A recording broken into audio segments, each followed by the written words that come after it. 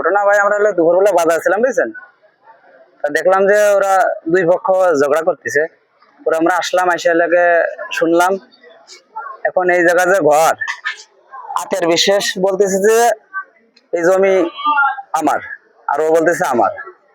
এখন লেগে শাটার লাগাবি, ঘর করেছে শাটার লাগাবি, আতের বিশেষ বলতেছে যে হয়তো আমার অর্ধেক ভাগ দিতে হবে, নাহলে আমার নামে দলিল আমার জমি দিয়ে দিতে হবে।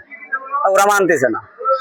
এখন এই নিয়ে কালকে রাত্রি আপনার মিটিং হয়েছে গ্রামে, যত মাতব্বর আছে সবাই বলেছে যে তোমরা এই ঘরে কেউ শাটার লাগায় না, আমরা ঈদের পরে বসে তোমাদের মীমাংসা করে দেবা না। কিন্তু বিপক্ষ পার্টি ও লেগে শুনিনি, আসে শাটার লাগানো শুরু করেছে। করলে আতের বিশেষ এসে বাধা দিয়েছে, বাধা দিলে ওরা ধরেন যে গাঞ্জা পাঠাইছে, বাড়ি বাড়ি করেছে।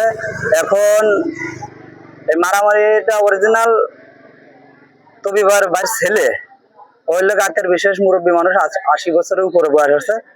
আমরা মনে হয় বাজারে 1-150 লোক ছিলাম, ওরা ঠেকাতে পারিনি। ও আসে প্রথম মুরব্বী লোককে বাড়ি মারছে, বাড়ি মারলে ওরাও ইট মারামারি করেছে, এরাও ইট মারামারি করেছে। দুই পক্ষ মনে করেন যে কারো মাথা ফাটিছে, কারো বুকি লাগিছে, আমরা এই পর্যন্ত দেখেছি।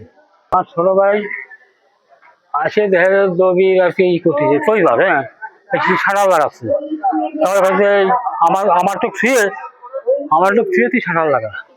হ্যাঁ, তো সবার সুবিধা গাপাইছে, গাপাইয়ে তারপরে লাগাবো।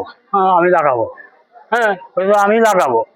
হ্যাঁ, তারপরে সে বেসতে কইছে লাগা, আর আমার ছোট ভাই কইছে না বেসতে তুমি লাগাই না। হ্যাঁ, এই যে ঠেলে তারপরে আমার ছোট ভাই বাড়িছে, আর ওই বাঁচছে